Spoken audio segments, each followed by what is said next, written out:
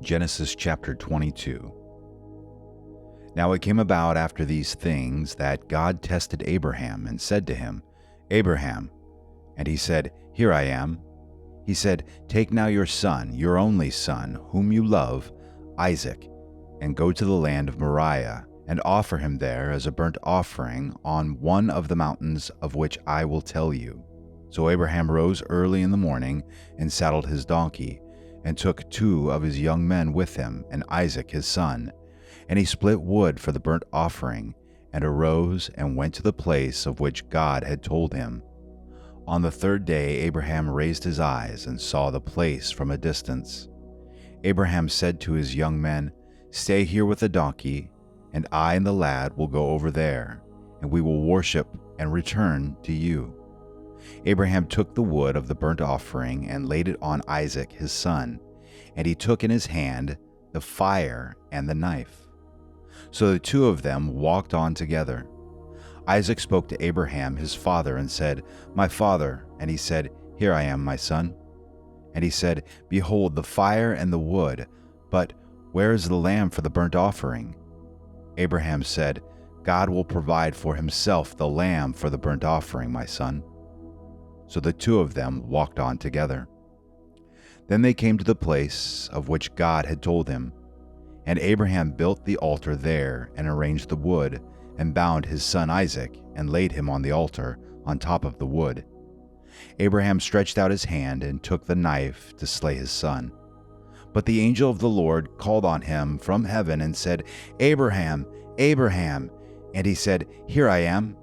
He said, Do not stretch out your hand against the lad, and do nothing to him, for now I know that you fear God, since you have not withheld your son, your only son, from me.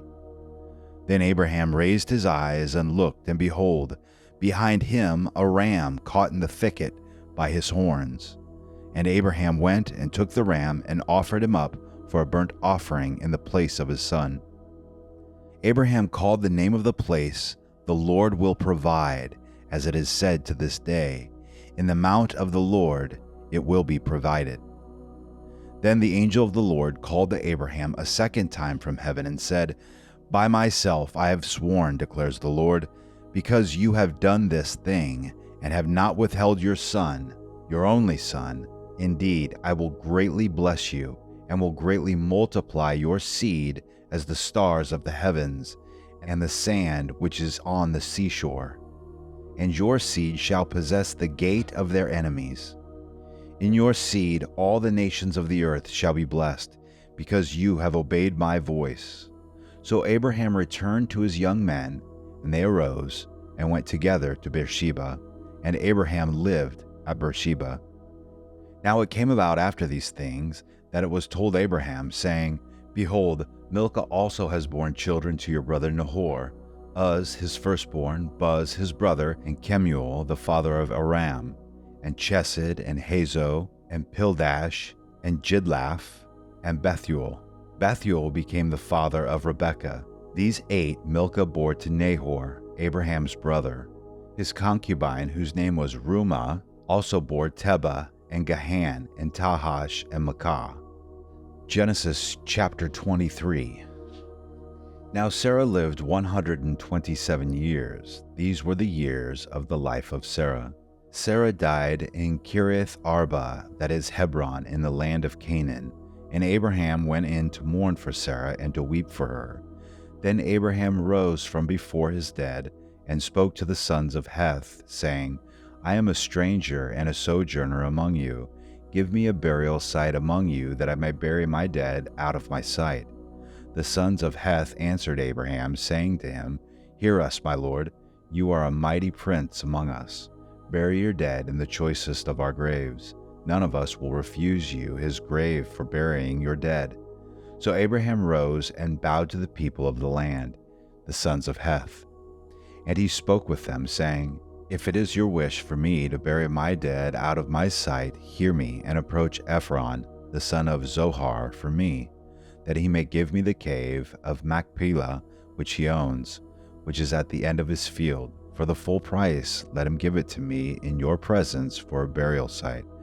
Now Ephron was sitting among the sons of Heth, And Ephron the Hittite answered Abraham in the hearing of the sons of Heth, even of all who went in at the gate of his city, saying, No, my lord, hear me. I give you the field, and I give you the cave that is in it. In the presence of the sons of my people I give it to you. Bury your dead. And Abraham bowed before the people of the land.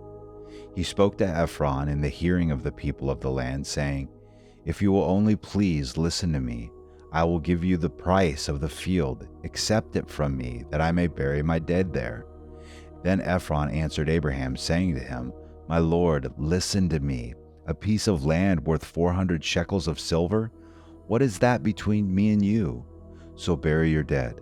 Abraham listened to Ephron, and Abraham weighed out for Ephron the silver which he had named in the hearing in the sons of Heth, 400 shekels of silver, commercial standard.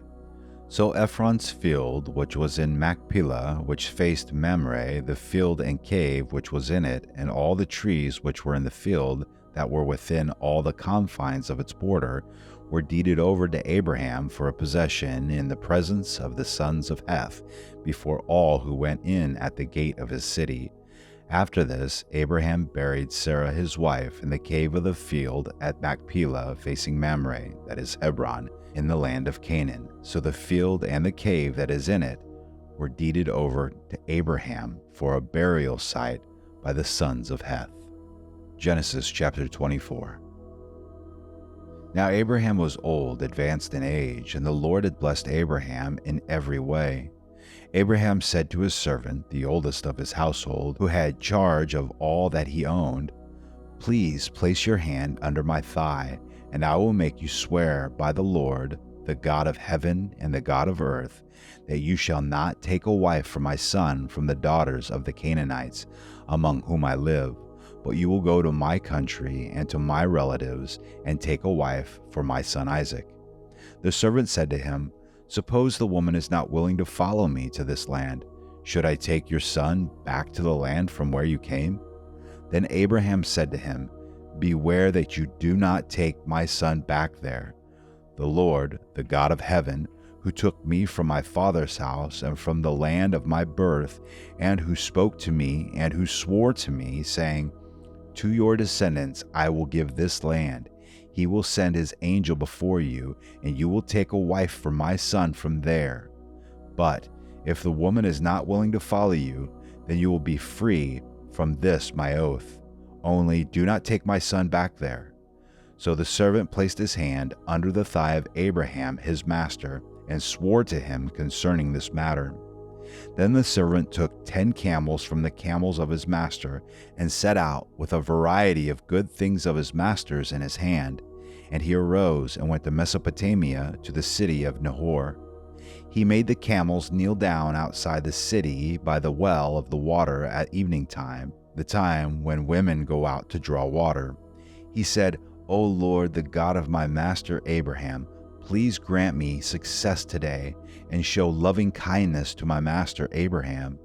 Behold, I am standing by the spring, and the daughters of the men of the city are coming out to draw water. Now may it be that the girl to whom I say, Please let down your jar so that I may drink, and who answers, Drink, and I will water your camels also, may she be the one who you have appointed to your servant Isaac. And by this I will know that you have shown loving kindness to my master. Before he had finished speaking, behold, Rebekah, who was born to Bethuel, the son of Milcah, the wife of Abraham's brother Nahor, came out with her jar on her shoulder. The girl was very beautiful, a virgin, and no man had had relations with her. And she went down to the spring and filled her jar and came up.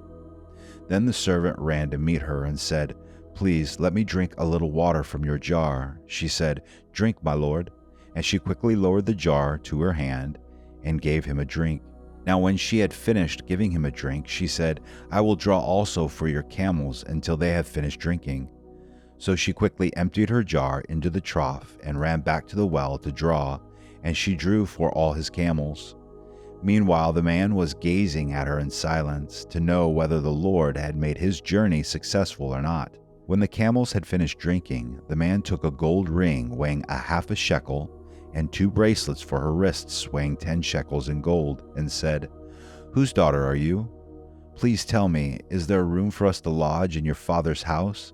She said to him, "I am the daughter of Bethuel, the son of Milcah, whom she bore to Nahor."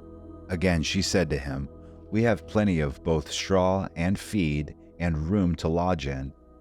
Then the man bowed low and worshipped the Lord. He said, "Blessed be the Lord, the God of my master Abraham, who has not forsaken his loving kindness and his truth toward my master. As for me, the Lord has guided me in the way to the house of my master's brothers." Then the girl ran and told her mother's household about these things. Now Rebekah had a brother whose name was Laban, and Laban ran outside to the man at the spring. When he saw the ring and the bracelets on his sister's wrists, and when he heard the words of Rebekah his sister saying, "This is what the man said to me," he went to the man, and behold, he was standing by the camels at the spring. And he said, "Come in, blessed of the Lord. Why do you stand outside, since I have prepared the house and a place for the camels?" So the man entered the house. Then Laban unloaded the camels, and gave straw and feed to the camels, and water to wash his feet, and the feet of the men who were with him. But when food was set before him to eat, he said, "I will not eat until I have told my business." And he said, "Speak on." So he said, "I am Abraham's servant. The Lord has greatly blessed my master, so that he has become rich, and he has given him flocks and herds and silver and gold and servants and maids and camels and donkeys. Now Sarah, my master's wife, bore a son to my master in her old age, and he has given him all that he has. My master has made me swear, saying, 'You shall not take a wife for my son from the daughters of the Canaanites, in whose land I live, but you shall go to my father's house and to my relatives, and take a wife for my son.' I said to my master, 'Suppose the woman does not follow me?' He said to me, 'The Lord before whom I have walked will send his angel with you to make your journey successful, and you will take a wife for my son, from my relatives, and from my father's house. Then you will be free from my oath when you come to my relatives, and if they do not give you to her, you will be free from my oath.' So I came today to the spring and said, 'O Lord, the God of my master Abraham, if now you will make my journey on which I go successful, behold, I am standing by the spring, and may it be that the maiden who comes out to draw, and to whom I say, "Please let me drink a little water from your jar," and she will say to me, "You drink, and I will draw water for your camels also," let her be the woman whom the Lord has appointed for my master's son." Before I had finished speaking in my heart, behold, Rebekah came out with her jar on her shoulder, and went down to the spring and drew, and I said to her, "Please let me drink." She quickly lowered the jar from her shoulder and said, "Drink, and I will water your camels also." So I drank, and she watered the camels also.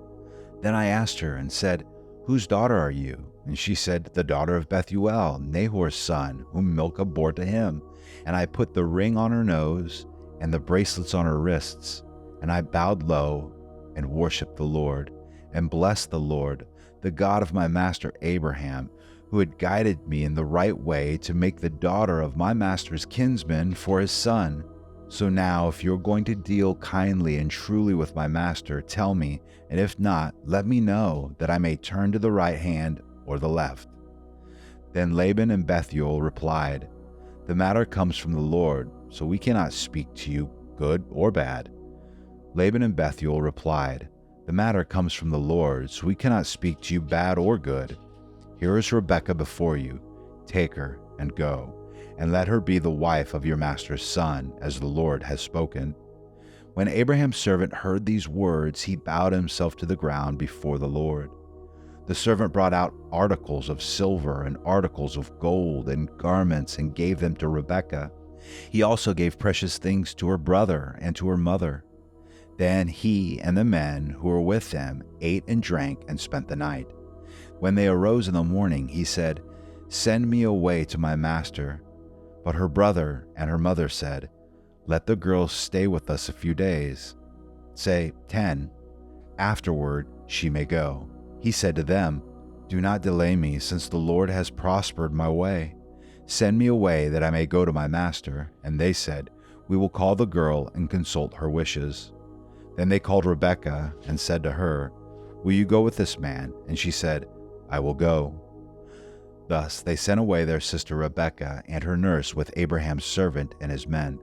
They blessed Rebekah and said to her, May you, our sister, become thousands of 10,000s, and may your descendants possess the gate of those who hate them. Then Rebekah arose with their maids, and they mounted the camels and followed the man. So the servant took Rebekah and departed. Now Isaac had come from going to Beer-lahai-roi, for he was living in the Negev. Isaac went out to meditate in the field toward evening, and he lifted up his eyes and looked, and behold, camels were coming. Rebekah lifted up her eyes, and when she saw Isaac, she dismounted from the camel. She said to the servant, Who is that man walking in the field to meet us? And the servant said, He is my master. Then she took her veil and covered herself. The servant told Isaac all the things that he had done. Then Isaac brought her into his mother Sarah's tent, and he took Rebekah, and she became his wife, and he loved her. Thus Isaac was comforted after his mother's death.